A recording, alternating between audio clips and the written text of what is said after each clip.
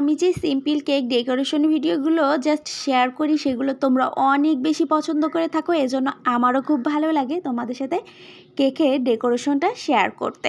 আসসালামু আলাইকুম আমার প্রিয় ভাই ও বোনেরা, তোমরা সবাই কেমন আছো? আল্লাহর রহমতে আমি অনেক ভালো আছি। আবার চলে আসলাম একটা সিম্পল কেক ডেকোরেশন নিয়ে। এটা 1 পাউন্ডের একটা কেক ছিল। এটা ছিল জাস্ট লেমন ফ্লেভারের একটা কেক, আর কেকের ডিজাইনটা দেখেও জাস্ট মনে অন্যরকম শান্তি লাগতেছিল। যাই হোক, তোমরা কেমন আছো অবশ্যই কমেন্ট করে জানাবা। কে কোথা থেকে আমার ভিডিওটা দেখতেছো সেটাও কমেন্ট করে জানাতে ভুলবা না। যাই হোক, আজকে যেহেতু একটা লেমন ফ্লেভারের কেক, কালারটা কিন্তু আমি লেমন কালার একদমই আনিনি, আমি একটু অন্যরকম কালার এনেছি। প্রথমে আমি এটাকে ক্রাম কোট করে ফ্রিজে রেখে দিয়েছিলাম 30 মিনিট। যারা নতুন তারা অবশ্যই 1 ঘন্টা রাখার চেষ্টা করবা, তাহলে উপরের ফিনিশিংটা অনেক বেশি ভালো আসবে।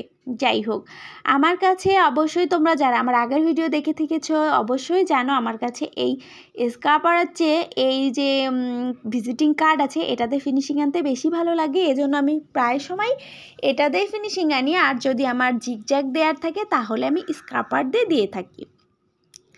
যাই হোক, দেখতেই পাচ্ছ আমি এটাকে একটু অতটা বেশি একেবারে ফিনিশিং দেয়নি, কেননা উপর যেহেতু গানাশ সেট করে দিব এই জন্য আমি তেমন একটা ফিনিশিং দিতে গেলাম না।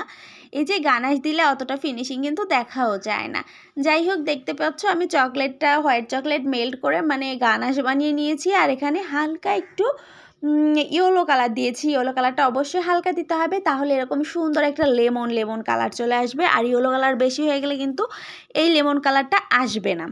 যাই হোক, দেখতেই পাচ্ছ আমি গানাশটা কিন্তু একেবারেই সেট করে নিয়েছি। আর গানাশটা দেওয়ার সময় অবশ্যই কিন্তু কেকটা একটু ঠান্ডা করে নেওয়ার চেষ্টা করবা, তাহলে ভালো হবে। আর আমি কিছু চেরি ফুল বানিয়ে দিয়েছি। আমি এখানে চেরি ফুল কিন্তু বানাতে অত বেশি ভালো পারি না, যতটুকু পারলাম ততটুকুই বানিয়ে দিয়েছি। প্রথমবার ট্রাই করেছিলাম এই কেকটা, যখন প্রথমবার বানাইছিলাম তখন এই চেরি ফুলগুলো ট্রাই করেছিলাম। আর আমার কাছে কেন জানি না, আমি অনেক কেকের ডেকোরেশন তোমাদের সাথে শেয়ার করেছি, এরকম বেশিরভাগই হচ্ছে এই চকলেট গানাশ দিয়ে একটু ড্রিপিং করে দিই। আমার কাছে কেন জানি না ড্রিপিং ছাড়া কেকের ফিনিশিংটাই মনে হয় আনকমপ্লিট থেকে যায়। যাই হোক, তারপরে আরেকটু দিয়ে দিলাম, এরপর সুগার বল।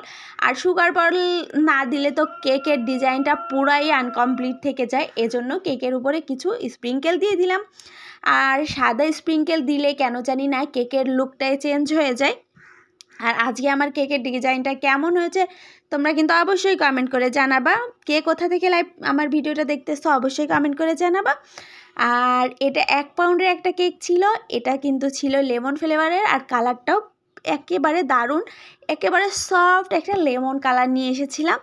তোমরা এরকম সুন্দর সুন্দর কেকের ভিডিও দেখতে চাইলে অবশ্যই আমাকে কমেন্ট করে জানাবা, আমি তাহলে তোমাদের এরকম সুন্দর সুন্দর কেকের ভিডিও আপলোড করব। আজ এ পর্যন্তই, সবাই ভালো থাকবা। আবারও দেখাবে নতুন কোনো ভিডিওতে বা নতুন কোনো রেসিপির সাথে বা নতুন কোনো ব্লগ ভিডিওর সাথে। সবাইকে আল্লাহ হাফিজ, টাটা, আসসালামু আলাইকুম।